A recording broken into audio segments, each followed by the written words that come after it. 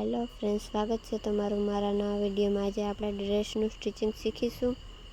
નીચે અસ્તર રાખીને ડ્રેસને ઉલટી તરફ રાખીને ઉપર આપણે ગળામાં સિલાઈ કરવાની છે। સંચાની અડધી ચાપ પર આવે એ રીતે આપણે ઉપર સિલાઈ કરતું જવાનું છે। જો મારે અહીંયા ઉપર સિલાઈ થઈ ગઈ છે। હવે આપણે ગળાને કટિંગ કરી નાખશું।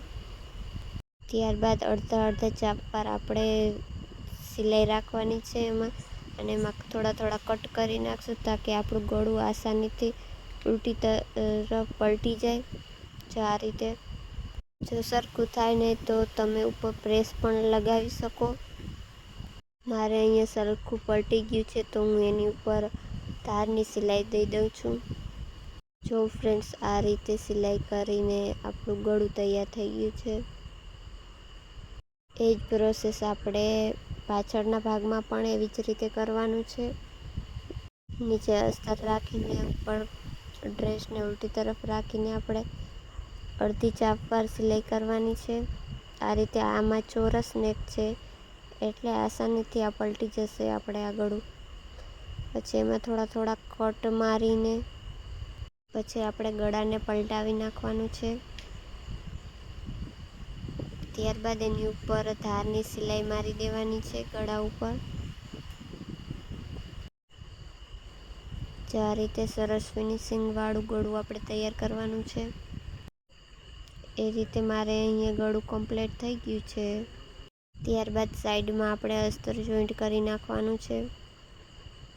પછી બે પાર્ટ લેવાના છે આપણે, બેક સાઈડ ને ફ્રન્ટ સાઈડ ને શોલ્ડર જોઈન્ટ કરવાના છે। આ રીતે આર્મહોલ વાળી સાઈડ ઉપર અડધો ઇંચ ને ઉપરની સાઈડ ઉપર પોઈન્ટ વાર આપણે એવી રીતે સિલાઈ મારવાની છે।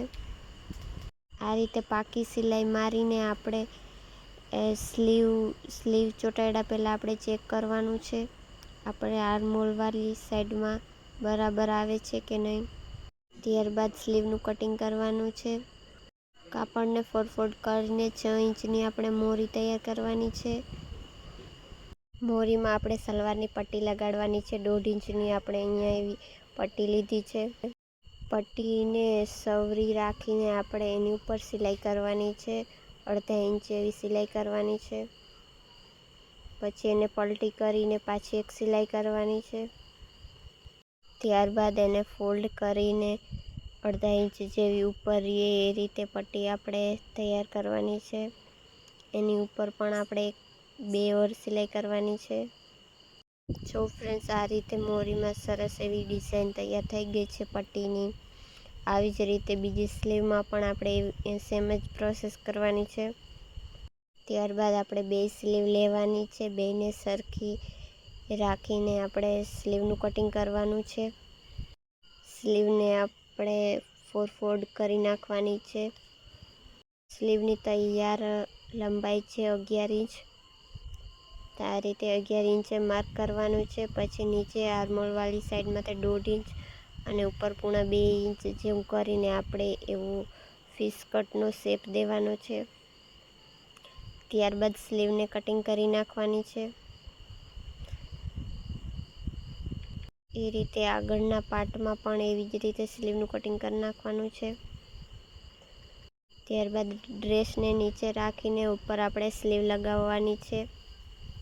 આ રીતે સ્લીવ લગાવવાની છે। કાપડને ખેંચવાનું નથી, હળવે હાથે આપણે સ્લીવ લગાવવાની છે।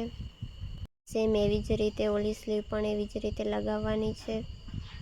સ્લીવમાં પાકી સિલાઈ મારીને 2 સ્લીવ આપણે તૈયાર કરી નાખી। ત્યારબાદ ડ્રેસને ઉલટી તરફ રાખીને આપણે ફિટિંગની સિલાઈ કરવાની છે। પહેલાં આપણે સાઈડની સિલાઈ કરી નાખી। 2 સાઈડ આપણે સાઈડની સિલાઈ પહેલાં કરી નાખી તાકી ફિટિંગ માપ લેવામાં આપણે સરળ રહે। ડ્રેસની ફૂલ પહોળાઈ છે અહીંયા 20 ઇંચ ને ફિટિંગ માપ છે 15 ઇંચ। તો એ રીતે આપણે 2.5 ઇંચે માર્ક કરી નાખવાનો છે। જો આ રીતે અહીંયા 15 ઇંચ આવી ગયું છે। મોરીમાં 4 ઇંચ, નીચે કમરમાં 3 ઇંચે આપણે માર્ક કરી નાખવાનું છે। નીચે હિપવાળી સાઈડમાં 14 ઇંચે માર્ક કરી નાખી। ત્યારબાદ અહીંયા 1.5 ઇંચે માર્ક કરી નાખવાનો છે। આ રીતે માર્ક કરીને ઉપર સિલાઈ કરી નાખવાની છે। સેમ ઓલી બાજુ પણ એવી જ રીતે કરવાનું છે. ત્યારબાદ આપણે સાઈડમાં પટ્ટી ફોલ્ડ કરવાની છે. ડ્રેસને ઉલટી તરફ રાખીને આપણે અડધા ઇંચ જેવી અંદર પટ્ટી ફોલ્ડ કરી નાખવાની છે.